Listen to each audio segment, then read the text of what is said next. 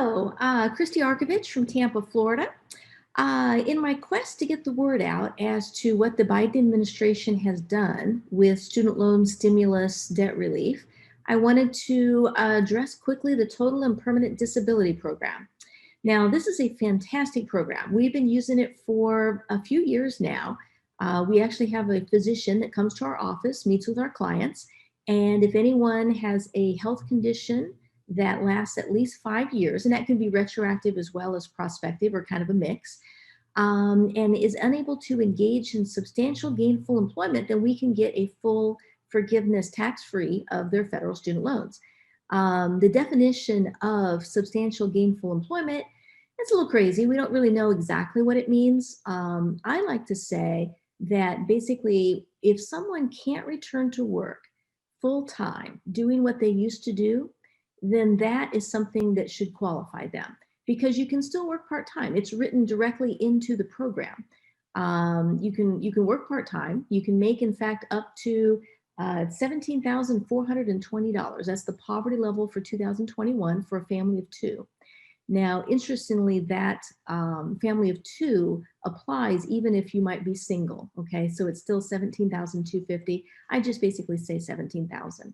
And that changes every year. It doesn't go up that much, but it does change every year. If you do happen to have a larger family size, a family of three is $21,960, and a family of four is $26,500 or so. But what COVID has done is President Biden, in the most recent stimulus bills that have been passed, he has allowed for the waiver of the income requirement that you basically provide proof of what your income is after approval. And so that's been waived during the COVID period. What is a COVID period? We don't really know. I mean, it started March 13 of 2020.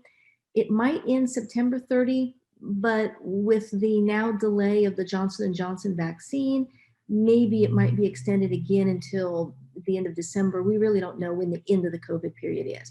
But during that period, they anticipate that they don't want to put someone in a position where they're entitled to relief through the disability program, and they've gotten the relief, they've been approved, but because of COVID or their illness or anything, they're not able to get the income to the Department of Ed that oversees that, NELNET basically, and the loans would be reinstated by accident. They don't want that to happen. So they basically waived the requirement that everyone update their income during the COVID period in order to continue to qualify for that disability program. So this applies for someone who has already been approved and they're just in that monitoring period afterwards.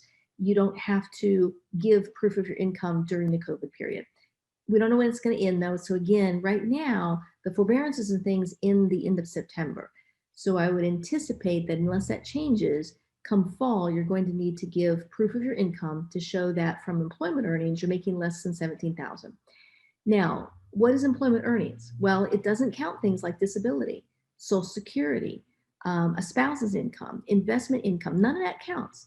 The only thing that counts is employment earnings. So if you're working part-time physically, if you're working remotely, if you're doing consulting work, anything that is related to your employment will count. And that is, again, it has to be less than $17,000 and change for the 3-year monitoring period, excluded now the COVID period. So I hope this has been helpful. If you'd like any assistance in filing a TPD application, seeing if you qualify and so forth, my office is available to help. Again, it's Christie Arkovich. We've got contact info all over the YouTube channel as well as our website at christiearkovich.com. There are some free resources and stuff. So if this has been helpful to you, please hit the subscribe button. We're trying to get our subscribers up, trying to get more notice out there, trying to communicate what the stimulus is expected, what's already been passed, and what's to come down the pike. So stay tuned. There's probably going to be some more. Have a great day. Again, Christie Arkovich from Tampa, Florida.